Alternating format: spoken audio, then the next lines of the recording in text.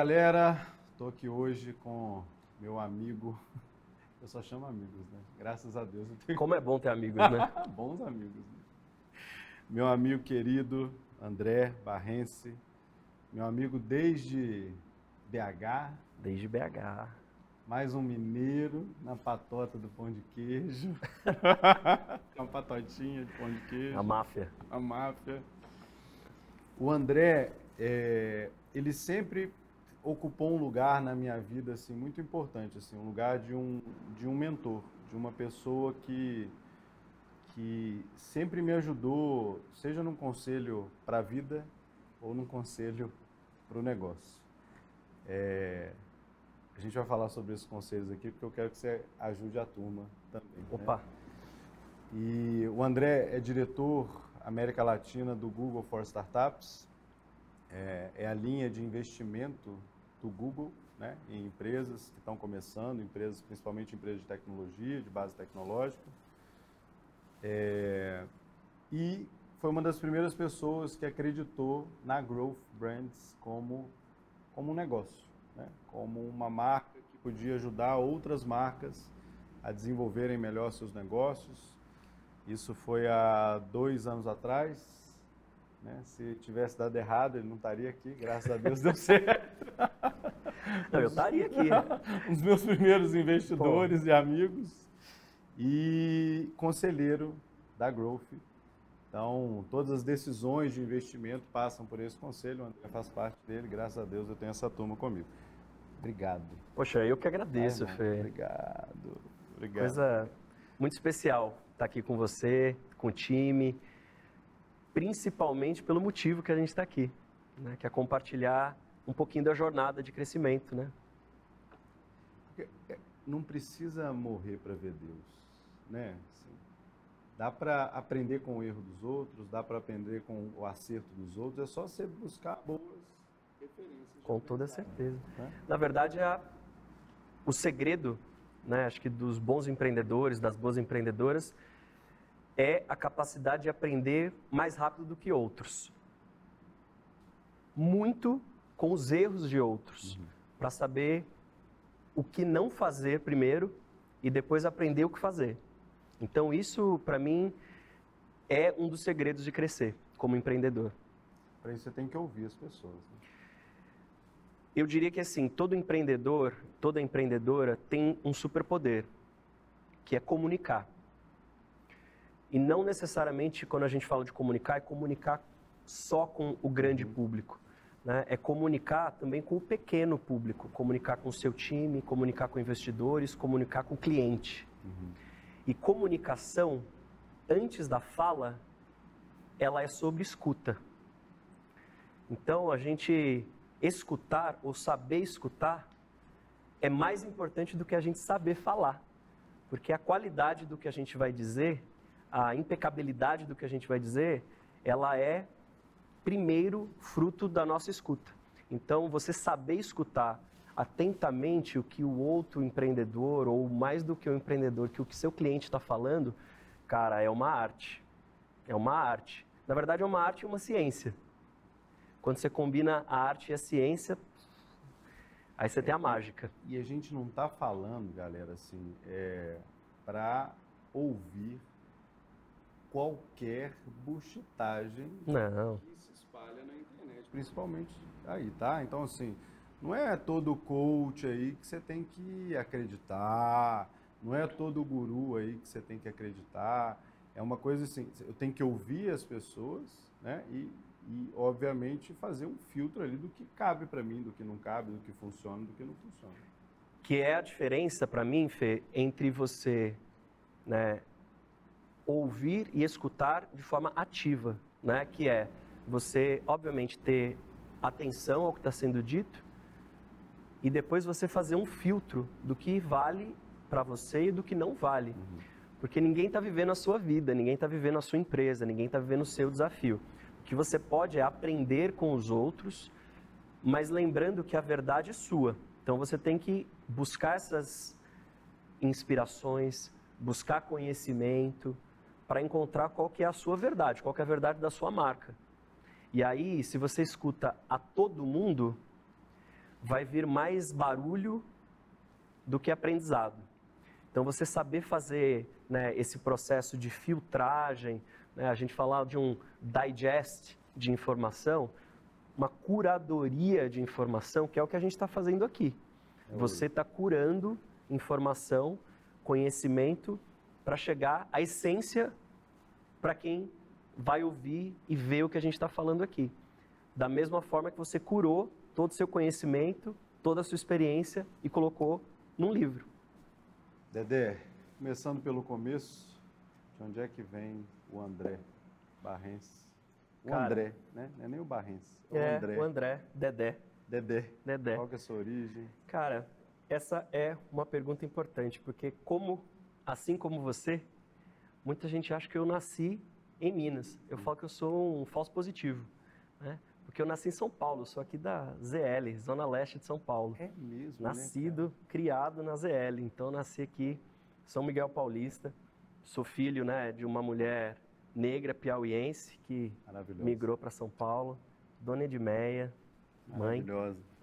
E meu pai, cara, que é um homem branco, né, incrível, empreendedor, se conheceram aqui e daqui eu vim. Então, sou nascido aqui, criado aqui. Com 13 anos, eu mudei para BH. E aí eu falo, cara, que tanto eu escolhi BH, quanto BH me escolheu para chamar de meu lugar, sabe? Então, se você me perguntar de onde eu sou, eu tenho muito orgulho dessa minha origem, né? Não só aqui em São Paulo, na periferia, mas também da minha origem, né, da familiar, assim, do Nordeste. Mas aonde eu me sinto em casa é Belo Horizonte. E aí eu falo que Belo Horizonte, até o nome é bonito. Né? Verdade. Até o nome é bonito, porque eu falo que como é possível uma cidade que é 10 vezes menor em população do que São Paulo, ela me possibilitar abrir tanto o horizonte, que foi o que ela fez comigo desde que eu fui para lá. Então, tanto em oportunidades, acesso, cultura, amizades, eu devo muito àquela cidade. Então, eu tenho um carinho, um amor incrível por BH, pelas pessoas e por tudo que ela me proporciona. A gente tem uma característica muito parecida em termos relacionais, e aí não é todo mineiro que tem isso, não é uma característica exclusivamente do lugar, mas a minha vida inteira eu procurei me cercar de amigos, sabe, pessoas que estão comigo para qualquer coisa, sabe? Se eu der uma ligação agora, falar, cara, preciso de você, aparece muita gente aqui, muita gente boa, e você igual. É natural? Como é que foi isso para você? Cara, eu acho que isso é uma característica que eu vivenciei na minha família. A minha mãe, Dona Edmeia, eu falo que ela é das pessoas mais queridas que eu conheço. Qualquer pessoa que conhece a minha mãe tem uma memória marcante com a minha mãe. E quando eu falo memória marcante, pode ser assim, uma conversa de corredor, uma conversa de hall, sabe? Uma conversa de elevador. Ela te olha dentro do olho. E aí para mim, o ponto-chave. Que o que eu aprendi com a minha mãe sobre relações é a presença. Então, eu acho que você tem essa característica muito forte também, que é assim, ó, quando eu estou conversando com você, só existe uma coisa, que é você e a nossa conversa. Então, quando você começa a olhar as relações com essa qualidade, com essa profundidade, você vai ver que as relações vão se tornando profundas, né? E aí, eu acho que a gente tem também, né, a sorte, cara, de encontrar pessoas incríveis pelo caminho. Encontrei você, encontrei o Augusto encontrou mais outra pessoa. E aí, acho que quando, né, a gente tem essa rede que ganha proporções maiores, a gente começa a entender quais são as afinidades que nos unem. E aí é óbvio que tem gente que a gente tem mais afinidade, menos afinidade, mas eu procuro com todo mundo que eu tô ter pelo menos a qualidade de presença. E isso é uma coisa que eu aprendi com a minha mãe. Então, minha mãe não é mineira, mas minha mãe poderia ser também uma falsa positiva muito boa, assim.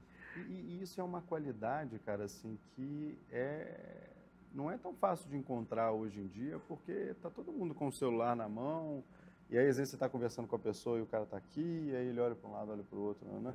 E aí põe a culpa, não, é porque eu sou disperso. Você sabe que esses dias, né, eu estava vendo um vídeo que me marcou muito, assim, que é justamente sobre essa quantidade de distrações que a gente tem, né, na nossa vida hoje. E ninguém pode dizer que isso é uma coisa que só existe ou surgiu nos tempos atuais. A gente sempre teve informação, a gente sempre teve diferentes fontes, a gente sempre teve outras distrações nas nossas vidas. Mas eu acho que hoje, né, a gente precisa ter o dobro de atenção para não deixar que essas distrações nos tirem, dos nossos momentos especiais e 2, dos nossos objetivos principais. Então, se você olhar para a palavra distração, ela é o oposto de tração. Então, o empreendedor, ele está o tempo inteiro tendo que fugir de distrações para ele alcançar o quê? Tração. E isso acontece com a nossa vida também. Então, como é que a gente foge das nossas distrações para a gente ter tração no que a gente quer de fato alcançar? Naquilo que de fato vai trazer uma sensação assim de recompensa, de bem-estar, de qualidade de vida. Então, para mim, o grande desafio do tempo hoje é a gente fugir ou a gente saber neutralizar essas distrações. E aí tem muita coisa que a gente pode fazer, né, para isso acontecer.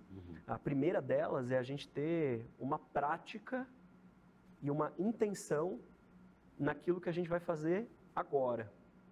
Então, se eu estou falando aqui com você, eu quero que você saiba que você é a coisa mais importante deste momento. Se eu pego o meu celular aqui, se eu deixo o meu celular aqui, ó, eu naturalmente vou começar a olhar aqui, ó.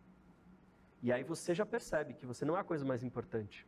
Se eu estou com o meu filho, é a mesma coisa. Se eu estou brincando com o meu filho e eu pego o celular, ele naturalmente percebe que eu saí da presença e saí do mundo dele. E isso, para quem tem filho, acontece com muita frequência. O meu filho direto fala, papai, aqui. E eu, tá bom, filho. Então, você ter um método, você ter práticas, você ter incentivos mesmo que te façam neutralizar essas distrações, cara, para mim é o segredo do sucesso hoje. Muito incrível. Como é que você começa hoje, né, assim, uma instituição, o Google, talvez uma das empresas mais admiradas, uma das empresas que todo mundo quer estar, quer trabalhar, quer estar próximo do mundo, né? Mas nem sempre foi assim, né? Você já esteve no setor público. Como é que começa a carreira? Como é que eu fui parar, né, numa das empresas mais inovadoras do mundo, depois de ter construído uma carreira tão não linear, né? Cara, e para mim, eu tenho uma frase que eu adoro, né? Que é assim, a vida é feita para ser vivida para frente e entendida para trás, né? Então, se eu for olhar a minha carreira, ela foi completamente não linear. Não linear. Sim. Mas eu acho que ela tem alguns pontos de conexão que são muito claros, assim. Então, eu vou começar por um que é... Meu pai foi, né, um empreendedor, hoje já aposentado. Minha mãe foi uma professora da rede pública. Então, imagina que na mesma casa, né, o meu pai é empreendedor de tecnologia. Imagina, meu pai nos anos 70 era desenvolvedor. Então, na mesma casa eu vivia, né, com uma mãe trabalhando dia sim, dia também na escola pública, me levando na escola pública, eu vendo aquilo. E do outro, meu pai, pensando tecnologia, fazendo coisas que ninguém entendia na época. Na época, informática. Né? Informática. Informática. Ele começou com processamento de dados, informática, e depois as pessoas entenderam o que de fato isso é. Sim. Então eu sempre vivi com essas duas influências em casa. E de um lado eu percebia, né, que, primeiro, como educação é importante. Então, para mim, educação, busca por conhecimento é um valor. É um valor. Não é nenhuma coisa que eu faço, é um valor que eu vivo. E ao mesmo tempo, inovação, eu fui percebendo dentro de casa como o tempo, ou os tempos estavam mudando. E como, de alguma maneira, aquilo ia impactar a vida de todo mundo. Então, quando esses dois mundos se uniram, eu percebi que eu gostava dos dois. E aí eu falei, bom, então por onde eu começo? Como todo mundo que não sabe exatamente o que vai fazer, eu fiz o quê? Direito. Mas eu também fiz, junto com o direito, eu fiz administração pública. Por quê? Porque eu sempre entendi, que o governo, ele é uma plataforma incrível para fazer transformação. Você, como empreendedor, tudo que você quer é um mercado grande e um problema grande para você resolver. Eu falo que o governo, tem nas mãos um monte de grandes problemas que, se forem solucionados, transforma a vida de milhões de pessoas também. Então, ele é uma plataforma de mudança excepcional. Quando eu comecei essa carreira, eu realmente tive essa possibilidade de empreender no governo. E aí, isso me possibilitou também começar a empreender com outros empreendedores. Porque foi dentro do governo que eu fundei, por exemplo, a primeira aceleradora. O CID. Então, imagina, o governo era um investidor de uma aceleradora de startups, que é um negócio... Só uma pausa aqui. Para quem nunca viu o CID, e foi uma iniciativa que transformou Belo Horizonte,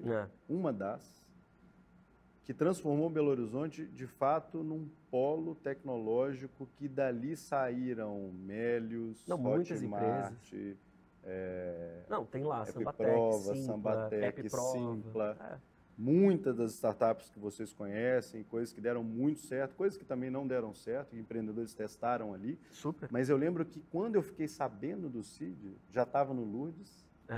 E aí eu cheguei lá para ver e eu falei assim, nossa, que sonho isso aqui, cara, porque eram 30 startups incentivadas pelo CID e apoiadas naquele crescimento. Pelo governo. Pelo governo. Então, o governo era um investidor anjo de um monte de startup. Então, a gente chegou, até o momento que eu saí do CID, a gente chegou a acelerar, salvo engano, 100 empresas, investimos em 100 empresas. Então, eu percebi que o governo era, inclusive, a plataforma que a gente poderia apoiar outros empreendedores. E aí, quando eu senti que o meu capítulo no setor público tinha finalizado, eu fui empreender do lado de fora. Então, fui empreendedor, comecei a investir como anjo, e até o momento que chegou um e-mail para mim falando Hi from Google, que aí era o Google que estava começando a procurar a liderança que eles queriam para o Brasil e para a América Latina, para trabalhar e acelerar startups. Como é que é isso? Tipo, o Google manda um e-mail e fala assim, e aí, beleza? E aí, eu conto que, na verdade, assim, quando eu recebi esse e-mail, eu estava desembarcando, eu ia visitar um cliente da minha startup, lá em Campo Grande. Eu cheguei e falei, nossa, hi from Google. Pensei assim, cara, devo ter estourado meu o Gmail, alguma coisa do tipo. E aí, na verdade, não, era uma recrutadora que estava começando a buscar quem ia ser o líder desse time. E aí eu fui, meses depois, um processo muito, muito longo, muito legal. Então, me tornei a primeira pessoa do time de Google for Startups aqui no Brasil, na América Latina, para começar a construir essa história que hoje já tem 8 anos. Mas o ponto em comum para mim eu estou sempre buscando o lugar de maior potencial para fazer a mudança que eu acredito. E a mudança que eu acredito é uma mudança que tem os empreendedores, as empreendedoras no centro. Porque eu acho que são elas, as pessoas que vão fazer as transformações, vão criar os produtos, vão criar os serviços, vão criar a forma como a gente vai viver a inovação e a tecnologia no futuro. E óbvio, o governo continua sendo importante. Então eu falo que uma parte importante do meu trabalho é continuar advogando por boas políticas públicas, por boas políticas que vão ajudar quem quer inovar, quem quer empreender, quem quer construir tecnologia brasileira para o mundo. Incrível. Como é que é trabalhar em uma das empresas mais incríveis do mundo? É de boa? É tranquilão? Não. É legal pra caramba? Cara, é só alegria? Tem um termo que a gente fala, né, que é uncomfortably exciting. Então é desconfortável. Por quê? Porque tem o tempo inteiro muita mudança acontecendo. E você saber lidar com esse desconforto, com ambiguidade, com incertezas, com mudanças, não é todo mundo que tem a paciência, a calma e, obviamente, a vontade de estar num ambiente com tantas mudanças. Estar confortável no desconforto, né? Que é uma das coisas, para mim, mais importantes. Vale para o trabalho no Google, vale para empreendedor, vale para a vida, né? Você saber estar desconfortável e entusiasmado no desconforto. Não é só estar confortável. Tá feliz. Você tem que estar feliz, você tem que estar vibrando no desconforto. Cara, zoado. É uma musculatura que você tem que aprender a fortalecer. Então, por vezes, né, você se depara com momentos de muitas mudanças, muita incerteza. Por quê? Porque é uma organização, uma empresa que lidera a inovação em muitos dos segmentos e que está presente na vida de bilhões de pessoas. Então, imagina isso. O Google tem, salvo engano hoje, 9 produtos que tem mais de 1 bilhão de usuários ativos todos os dias. Surreal. Então, é muita gente. Então, você conseguir se manter muito inovador, você conseguir se manter servindo a necessidade dos seus usuários, dos seus clientes, é um desafio diário.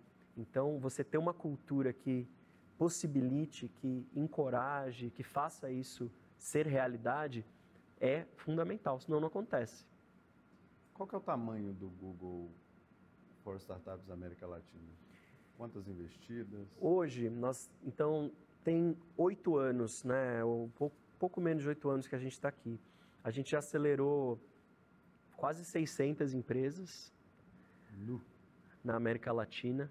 No nosso portfólio, a gente tem 13 unicórnios e a gente tem um fundo que a gente investe só em startups de pessoas pretas aqui no Brasil, que a gente tem 63 investidas. De fundadores pretos. O Arthur Rufino, que esteve aqui conversando, ou vai estar aqui conversando, é uma das investidas. Então, assim como a Octa, a gente tem mais 62 nesse portfólio que é só de pessoas pretas. Então, é um portfólio muito robusto, né? Dentre todos os mercados que a gente está presente no mundo, eu diria que o Brasil tem se não o maior, um dos maiores portfólios de startups que a gente já acelerou. Tirando o Brasil, quem desponta na América Latina? Olha, na sua visão, seja dentro do Google ou fora. Então, eu acho que o México é um mercado espetacular. É um mercado muito interessante, não só pelo tamanho, pela proximidade com os Estados Unidos, mas pela qualidade dos empreendedores que a gente vê saindo de lá. Eu acabei de voltar do México, tá? Eu achei o México tão parecido com a gente. O México, ele tá, eu diria que assim, alguns ciclos antes da gente em relação ao ecossistema, mas num caminho de crescimento incrível. Legal. Tanto de fundos, quanto de empreendedores, quanto de soluções para a população.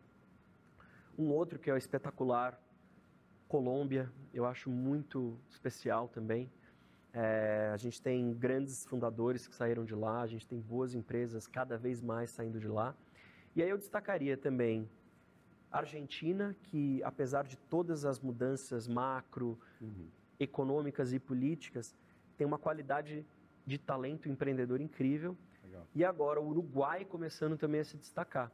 Então o Uruguai tem uma cena empreendedora crescente muito legal. E eu não posso deixar de falar do Chile, porque o Chile foi talvez uma das minhas grandes inspirações quando eu criei o CID. Porque eles criaram lá, mais ou menos na mesma época, um outro programa que se chamava Startup Chile. Justamente para atrair, reter e desenvolver talentos empreendedores de startups. Então, também público. Também público. Então, assim, uma iniciativa muito inovadora na época, que a gente bebeu muito, até falando dos aprendizados, do que fazer e do que não fazer com eles. Deixa eu contar uma coisa louca, que eu não sei Conta se eu te aí, contei, velho. mas já que você falou isso, estou eu no aeroporto de Buenos Aires, voltando para o Brasil, estive na Patagônia um tempinho atrás, eis que me passa Pepe Mujica. Você acredita, cara? Que legal. Óbvio que eu fui tietar o Pepe Mujica, né? Óbvio. Primeiro porque o Pepe ele é uma coisa que é apartidária, no sentido de é uma pessoa que está muito voltada, sempre foi muito voltada para o povo. Não, né? Ele é uma figura histórica. E uma figura histórica, assim. Eu falei assim, nossa, talvez dois caras que eu tietasse assim na política é o Pepe e o Obama. Assim, ele é um cara, uma figura histórica já, né? Fui lá tirar uma foto com o Pepe, então eu tenho uma foto com o Pepe Mujica, assim. E ele, cara, é uma figura muito genuína, assim, né? Ele é um cara muito genuíno e tem quem goste, tem quem não goste, mas eu acho que não dá para não reconhecer a importância dele, né, para o Uruguai, a importância dele para a América Latina. E eu faria o mesmo. Eu imagino. Obama está na minha lista, assim, de pessoas que eu vou conhecer. Só que o Obama não passaria num aeroporto. Esse provável, é o ponto. Provável. O Pepe passa. O Pepe provavelmente estacionou o Fusca, né, se ele tivesse de carro, e passaria lá. Ai, bicho, que loucura. Dedé, uma vez você me falou uma frase que ficou muito na minha cabeça e a gente saiu para pedalar aqui perto de São Paulo e aí o André uma hora chegou para mim, isso há, sei lá, 5 anos atrás, 4 anos atrás. E o André falou assim, eu estou te sentindo triste. E eu falei, eu estou triste. E aí a gente começou a conversar, na época a gente estava num processo, né, de venda, né, da oficina, junto com o Grupo Arezzo, junto com o Grupo Reserva para o Grupo Arezzo, e num limbo ali de coisas, né, porque assim, você está abrindo mão de um filho, porque todo mundo olha para o empreendedor e fala assim, nossa, o exit é o gol, né, é aí que eu tenho que chegar. Mas esse gol é muito doído, porque é vender é uma parte de você. Uma parte de você para alguém cuidar. Né? E aí a gente começou a falar sobre o que se gosta de fazer e o que não se gosta de fazer. Você lembra dessa frase? Lembro bem. Eu lembro do sentido da frase que era assim, se a pessoa falou contigo, eu não gasto tempo com o que eu não gosto. Porque se eu gastar tempo com o que eu não gosto, eu estou tirando tempo do que de fato eu gosto. Essa frase, então eu vou dar o crédito também a quem merece, porque eu ouvi essa frase do Fábio Barbosa. Fábio Barbosa hoje é o CEO da Natura. Né? O Fábio, ele é um amigo muito querido que durante um período ele foi meu mentor muito ativo. A gente se encontrava uma vez por mês para conversar. E um dia a gente estava falando sobre propósito e ele me falou essa frase que ecoou e ecoa na minha vida quase que diariamente, que ele falou assim, eu sei que eu não vou ter tempo de fazer tudo o que eu quero ou que eu posso na minha vida. Então, eu vou tentar priorizar e fazer do meu tempo aquilo que eu quero e que eu posso fazer a diferença. Então é isso.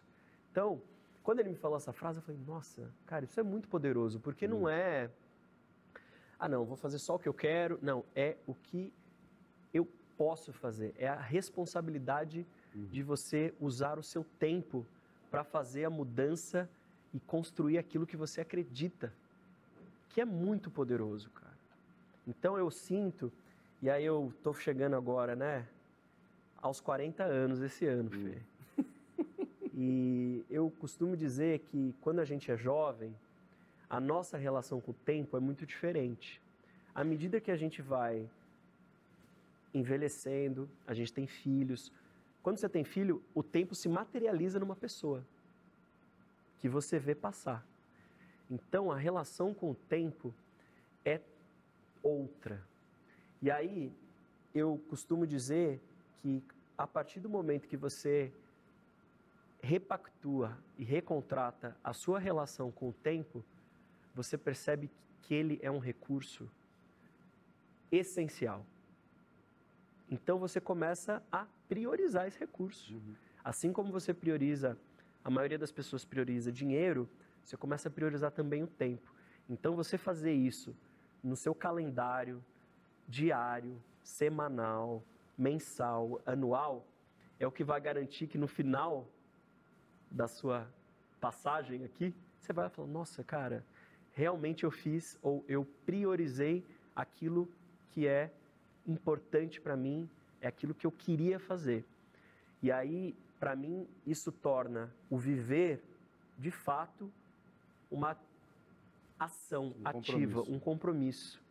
Porque se você não tem essa percepção, o tempo passa e você nem percebe. E quando a gente é empreendedor, cara, eu acho que tem um ponto que é, nos foi dado a possibilidade de criar alguma coisa que pode ter um impacto na vida de muita gente. Então a gente tem que fazer bom uso desse recurso, desse talento que a gente recebeu. Muito legal. E desse propósito, né? Uma palavra que poucas pessoas conhecem, mas é esse Dharma, né? Você recebeu esse Dharma, então faça o melhor uso dele. Porque, de novo, eu brinco com meu filho, né? Tem determinadas coisas que são difíceis de explicar para a criança, mas às vezes os desenhos ajudam, né? É igual o tio Ben falou com o Peter Parker, o Homem-Aranha, né? Com grandes poderes vem grandes responsabilidades. Então, você ter esse poder de realizar é uma grande responsabilidade. Por isso que eu quero ver empreendedores, eu quero apoiar empreendedores, trabalhar com empreendedores e ajudá-los a estar nesse lugar de realização, de potência e de alegria no fazer.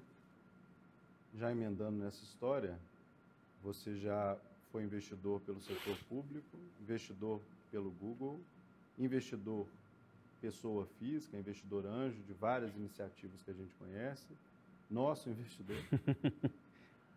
O que você olha primeiro assim num empreendedor, numa empreendedora que está começando? Cara, eu olho a pessoa, eu olho o time. Antes de mercado, antes de dinheiro, antes de tudo. Para mim, é óbvio, né? E educação, como eu falei, buscar conhecimento é um valor para mim. Um outro valor para mim é curiosidade. Então, eu tenho muita curiosidade de aprender sobre coisas que eu não conheço. Então, tem mercados que eu olho e falo, nossa, cara, queria muito aprender sobre esse mercado. Queria muito aprender sobre o mercado, né, de marcas digitais, que nascem digitais, crescem digitais. Nossa, quero muito aprender sobre esse tipo, né, ou esse setor específico. Então, tem, obviamente, uma curiosidade, mas para mim, o grande fator de decisão é o time, é o grupo de empreendedores.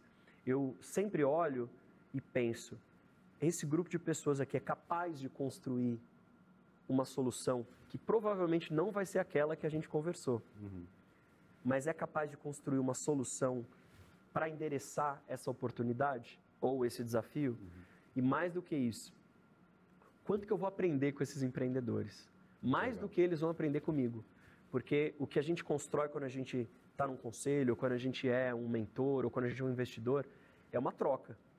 Então, eu quero tanto aprender com esses empreendedores, quanto eu gosto de contribuir com o aprendizado deles. Então, para mim, são sempre as pessoas. Ponto. Tecnologia é um people business. É o que um grupo de pessoas é capaz de criar junto. Sem dúvida. Teve uma vez que eu recebi um elogio, que foi do Bernardinho, ele falou assim, nossa, eu aprendo tanto com você. Eu falei, que? Como assim, cara? Eu que aprendo com você, eu fico 2 horas aqui, eu quero abraçar o mundo. Tem um empreendedor que eu adoro também. Aliás, é um cara muito bom de você depois também conversar, que é o Igor Senra, da Cora. O Igor foi primeiro fundador da Moip, né, que foi vendida e agora criou a Cora, que é um banco digital para pessoas jurídicas, para empresas. E o Igor é muito interessante, porque é um cara extremamente experiente, mas ele encontra você e ele fala, fala, professor. Aí um dia eu falei assim, por que você me chama de professor, Igor? Aí ele falou assim, não, porque eu estou o tempo inteiro aprendendo com você. Aí, mas eu falei, mas você chama todo mundo de professor? Ele falou, mas porque eu estou o tempo inteiro aprendendo com todo mundo que eu interajo. Legal. Então, tem uma humildade aí que não é qualquer coisa, né? Nossa, eu aprendo demais com você, viu, professor? Então, você tem essa humildade, cara. E eu falo, tá? Para mim, quando eu olho um empreendedor, é a capacidade de fazer e a capacidade de aprender. Porque os melhores empreendedores, eu falo que são aqueles que são os mais coachables. São os que têm maior capacidade de ouvir. Porque é um equilíbrio entre você sentir, né, que aquela pessoa conhece profundamente do que está querendo resolver e, ao mesmo tempo, que ela tem uma humildade na mesma proporção de aprender tudo que ela não sabe. Uhum. Incrível. Eu vejo que você fala com um orgulho muito grande assim do Black Founders. Muito. Como é que começou essa história? De onde é que você tirou isso? Cara, essa história, eu acho que começou na minha vida, né? Na minha história. Eu tive, né, essa trajetória não linear, né? E ela me levou a lugares que eu nem talvez imaginasse que eu pudesse estar. E eu não imaginava que eu pudesse estar porque minha família veio de uma origem muito humilde, né? Muito humilde. Então, uma coisa que meus pais sempre me proporcionaram ou quiseram me proporcionar foi ampliar as minhas referências. Uhum. E, infelizmente, ainda existem poucas referências de empreendedores, de empreendedoras negras no Brasil em tecnologia. Uhum. E isso sempre me incomodou muito, porque mesmo depois, já de alguma forma tendo construído uma história de, né, credibilidade, trabalhando com empreendedores e tal, às vezes eu me olhava e eu falava, cara, mas cadê as outras pessoas negras? Cadê, né, as pessoas da periferia, as outras pessoas diversas no ecossistema? Isso sempre me incomodou, assim, no meu ser, sabe? Uhum. E aí, em 2020, eu acho que abriu-se uma janela de oportunidade, que foi, né, nos Estados Unidos, com o caso do George Floyd, o tema do racismo e da diversidade ganhou muita força. E aí eu tive uma colega que ela falou, vamos tentar lançar uma coisa para apoiar fundadores negros nos Estados Unidos e depois a gente pensa como fazer isso também no Brasil. Eu falei, bora. E aí lançamos esse fundo, primeiro nos Estados Unidos e semanas depois no Brasil. E a gente lançou assim, tá, vamos ver o que vem, porque nem sequer era bem mapeado qual que era o tamanho desse ecossistema de pessoas negras empreendendo em tecnologia. Ninguém sabia exatamente qual que era. Então, o desafio foi primeiro saber qual que era o tamanho. E aí, cara, qual não foi a nossa surpresa quando a gente viu que tinha muita gente, óbvio, somos a maioria da população no Brasil, mas que tinha muita gente boa voando debaixo do radar. Muito legal. Debaixo do radar, né? Não conseguindo chegar às alturas por uma série de questões, né? Então, quando a gente começou a fazer esses investimentos, a gente fez 4, aí depois a gente fez mais alguns. Cara, estamos no 5º ano de fundo, temos 63 investidas, incríveis, e eu falo, é só ainda, a superfície, porque o tamanho do talento que a gente vê E o potencial que a gente vê para eles aqui no Brasil é gigantesco. É gigantesco. Então, é uma das coisas que mais me orgulha, talvez um dos grandes legados, né, que a gente vai deixar para a história, né, do ecossistema de startup no Brasil. E tenho muito orgulho de ter tido um dedinho aí. Irmão, você é uma das pessoas, assim, no meu universo de amigos, que mais se conhece. Que a gente já meio que falou aqui, né, em algumas entrevistas, que talvez seja a principal base para o empreendedor criar um propósito de fato. É muito difícil você criar um propósito real para a sua companhia como fundador sem se conhecer. Como é que você começou essa busca? Fê, eu diria que assim, cara, num determinado momento da minha carreira, eu me deparei com um vazio.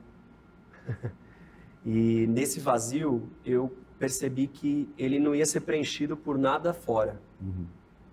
Era um vazio que eu precisava de buscar e encontrar respostas mais dentro de mim, sobre meu propósito, sobre o que de fato eu queria fazer, sobre os meus talentos, sobre, né, o que era a minha verdade. Uhum. Então eu comecei, e como uma pessoa que é muito curiosa, comecei a procurar primeiro referências, conhecimento que me levassem para dentro. E aí fui encontrando.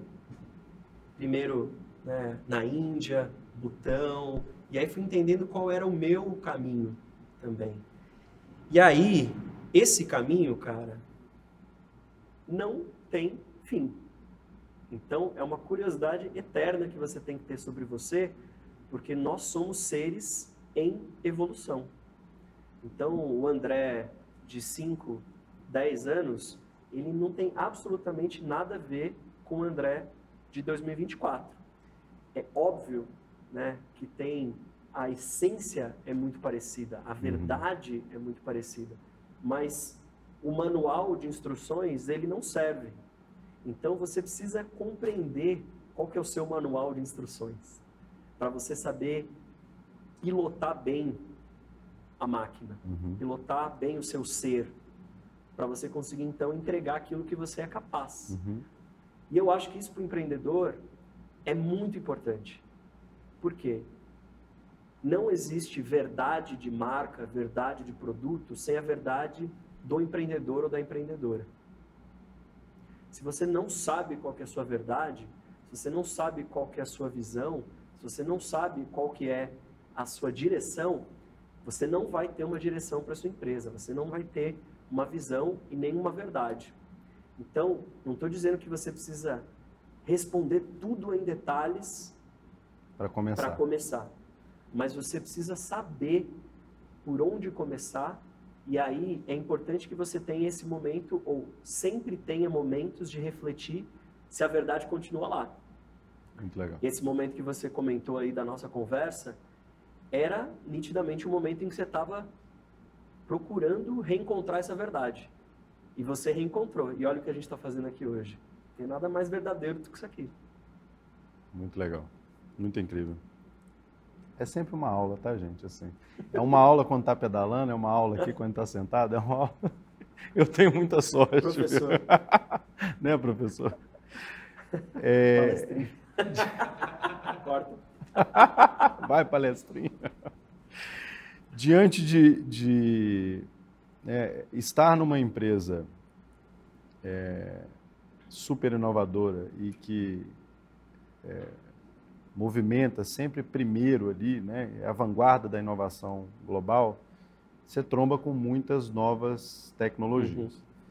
Tecnologias que podem ser úteis na vida desses empreendedores, mas que muitas das vezes também são distrações na vida dessa pessoa. Ou seja, o cara tá começando, aí o cara tá conversando sobre AI e fala, meu amigo, você não está entregando nem no prazo, não viaja, né? Entrega no prazo primeiro, depois você vai pensar em outras coisas. Que você vê sobre o futuro, assim, sobre essas novas tecnologias e como é que isso encaixa na vida do empreendedor empreendedor Cara, que boa pergunta. normal? Não, essa pergunta é excelente, porque hoje a gente está vivendo o início de um novo ciclo, um super ciclo de tecnologia, que é o da inteligência artificial. E o Google, ele está construindo, né, inteligência artificial há muitos anos, assim como o campo de inteligência artificial acontece ou existe há muito tempo. Uhum. Mas é fato que a inteligência artificial chegou na vida das pessoas, ou a compreensão das pessoas muito recentemente. Então é normal que todo mundo esteja se entendendo e começando a compreender o que de fato ela representa e como ela pode ser usada. Eu sempre digo que você usar a tecnologia por usar, ela não vai entregar o que ela pode, que é resolver um problema. Uhum. Então você precisa sempre começar pelo problema. Qual é o problema que eu estou querendo resolver? Qual é o meu desafio atual? Para então buscar ou entender qual é a tecnologia que vai poder te ajudar. Eu te afirmo que inteligência artificial é uma das tecnologias que vai mais transformar o mercado de empreendedorismo no mundo. Mas, antes de você sair construindo, antes de você sair comprando, você precisa saber qual é o seu problema. E aí existem muitos caminhos para você escolher qual é, então, o primeiro passo. Eu acho que a gente vai viver aí, dentro deste novo ciclo, muitas mudanças, né? E o empreendedor, ele precisa entender quais vão ser esses passos para, de fato, chegar numa visão que é mais ousada. Uhum. Então, se você falar assim, todo empreendedor vai usar inteligência artificial em algum momento, eu te digo que sim. Todo empreendedor vai construir inteligência artificial? Eu digo que não. Por quê? Porque o empreendedor vai precisar encontrar qual que é a solução, qual que é o modelo que vai melhor se aplicar à vida dele. Então, para mim, os fundamentos do que é construir uma marca verdadeira, um produto que resolva a vida do usuário, ele se mantém. A inteligência artificial vai ser importante na forma como você vai ajudar, como vai te ajudar a entregar isso. Mas os fundamentos se mantêm. Então, não se distraia necessariamente com a tecnologia. Continua focado no usuário, continua focado no cliente, continua focado no problema e vá descobrindo quais são os passos que a inteligência artificial vai te ajudar a trilhar. Tem uma coisa, né, cara, assim, as pessoas tendem a um caminho da preguiça, né? Tanto para autoconhecimento quanto para... não dá para, na minha visão, tem que falar assim hoje, né? Mas não dá para jogar no chat GPT encontre a minha verdade. Não dá para jogar no chat GPT encontre a verdade da minha empresa.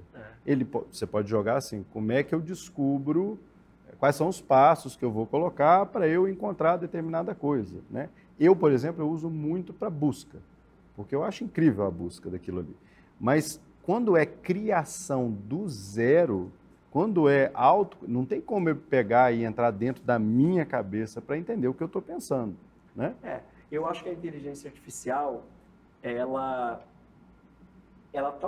vai começar a ocupar, né, um lugar nas nossas vidas que a gente nunca teve uma tecnologia que tivesse essa possibilidade, que é, a gente sempre teve uma relação de eu pedir e a tecnologia me entregar.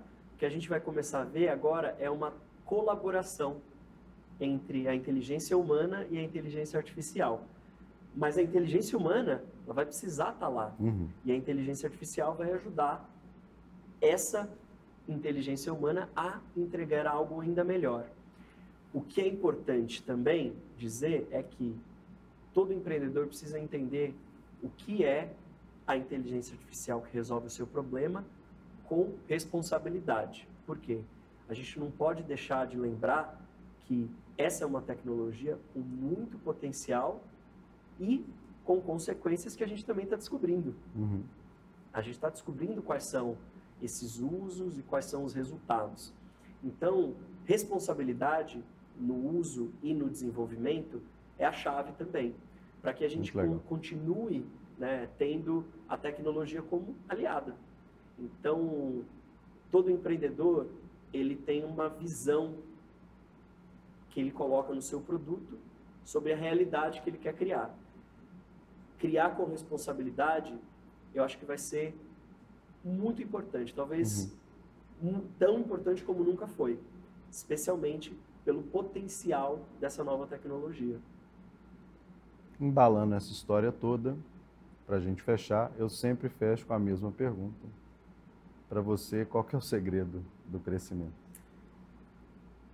Olha, eu acho que o segredo do crescimento é a combinação de conhecimento, curiosidade e consistência. Então, para mim, são 3 Cs. Ninguém cresce sem saber para onde vai e nem de onde veio. Ninguém cresce sem ter uma curiosidade profunda sobre o que está solucionando. Né? Você saber, ou você ser curioso para saber e aprender com humildade aquilo que você não sabia, uma tecnologia que você não conhecia, um mercado que você nunca empreendeu, uma estratégia que você nunca usou, precisa de curiosidade. Então, é uma mente de experimentação e consistência, porque não existe bala de prata. Não existe bala de prata. Eu, trabalhando com empreendedores, cara, eu digo assim, todo sucesso que aconteceu da noite para o dia demorou 10 anos. É muito bom isso. Então, no mínimo. Horas de voo, meu amigo. Então, consistência. Empreender é um jogo de endurance. Não é só velocidade. É velocidade e resistência, que é o que a consistência traz. Que aula, hein? Fechou? Valeu, irmão. É nóis. Valeu.